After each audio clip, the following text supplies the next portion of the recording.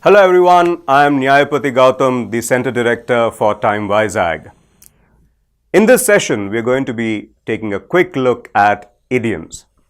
Now, what are idioms? Idioms are phrases such as kick the bucket or it's raining cats and dogs. Now, if someone were to say it's raining cats and dogs, are you going to look out of the window and check whether there are cats and dogs bouncing off the pavement? Clearly not. And when someone's kicked the bucket, do you look for a bucket that's been well and truly kicked? No, you wouldn't. And why is that? Because idioms are those expressions whose meanings are not predictable from the constituent elements in that particular expression, or even from the general grammatical rules of a language. Is there something else that an idiom means? Yes. A language, dialect, or style of speaking that is peculiar to a particular set of people. That could be an idiom. A distinct style or character in music or art, etc. So the idiom of Bach, for example, you could use it in that context. The peculiar character or genius of a language, that could also be termed as an idiom. We're going to take a look at a few idioms, and the focus will be on how these idioms are used in everyday language. The emphasis obviously is to understand the usage. One, of course, to know the idiom. Second is to understand the usage and use it effectively when you're dealing with reading comprehension. Because if the writer in the passage that has been given to you, whether in CAT or NMAT or ZAT or GMAT or whatever, has used a particular idiom that you're not familiar with, then you're going to be all at sea. See what I did there? I'm sure you do.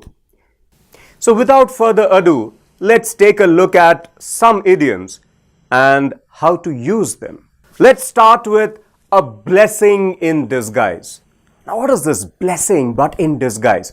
Clearly, it means something good because it's a blessing. But it's in disguise? Now, what's this disguise all about? Probably, it means that it's not recognized. So, a blessing in disguise means something good that isn't recognized at first. You're going to finally accept that it's good for you, but at that particular point in time, it's not going to be recognized as such. How would you use it? Tightening visa norms are a blessing in disguise for the IT firms, says Mohandas Pai. Tightening visa norms of the United States, that is what he was referring to. So tightening visa norms, no IT firm or no IT professional, and I'm sure quite a few of you guys watching this video are IT professionals. In 2017, in late 2017, I'm sure none of you would accept that these tightening visa norms of the United States are a blessing. But Mohandas Pai says, tightening visa norms a blessing in disguise.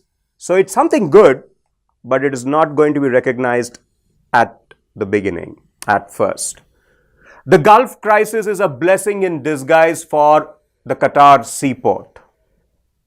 There's a crisis, but that eventually will be good for Qatar's seaport. That's the way you're going to use it, and that's the meaning. A blessing in disguise, something good that isn't recognized at first. Moving on to a blot on the landscape. A blot on the landscape. Something such as an ugly building that spoils a pleasant view. So it could be anything. It could be a building, it could be some other monstrosity that has been erected. So something that spoils a pleasant view. The new plan is monstrously large and a blot on the landscape.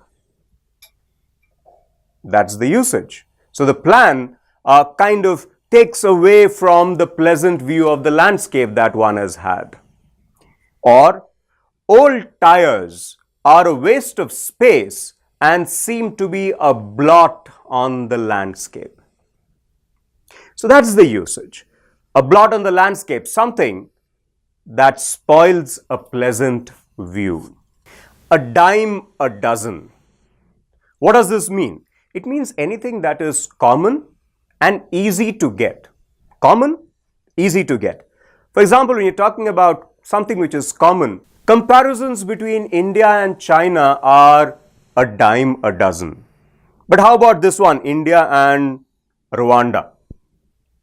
Have you heard too many comparisons between India and Rwanda, whether it is the economy or health or what have you?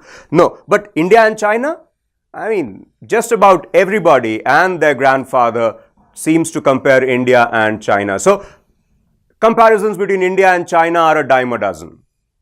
A bolt from the blue or a bolt out of the blue. Blue, referring to the blue sky, there's a clear blue sky and suddenly there's a bolt. So, something completely unexpected that surprises you very much. So, bolt from the blue, something completely unexpected and something that's clearly a surprise. For example, when announced, the abolition of high-value banknotes of 500 and 1000 came as a bolt from the blue. Right? And I'm sure you've read this in the context of demonetization. The AIBA's decision came as a bolt from the blue for the boxers, many of whom are in the national camp in Patiala. So there was a decision, they weren't expecting it, it was a bolt from the blue, something completely unexpected, and that surprises very much. So that's a bolt from the blue or out of the blue. It sounds very biblical or Shakespearean or what have you, but it's not such a very old phrase. I mean, the first citation or the earliest citation of this is Thomas Carlyle in the French Revolution circa 1837. So it's not very old, but it has an impact, it has a punch. Bolt from the blue, something completely unexpected that surprises you very much.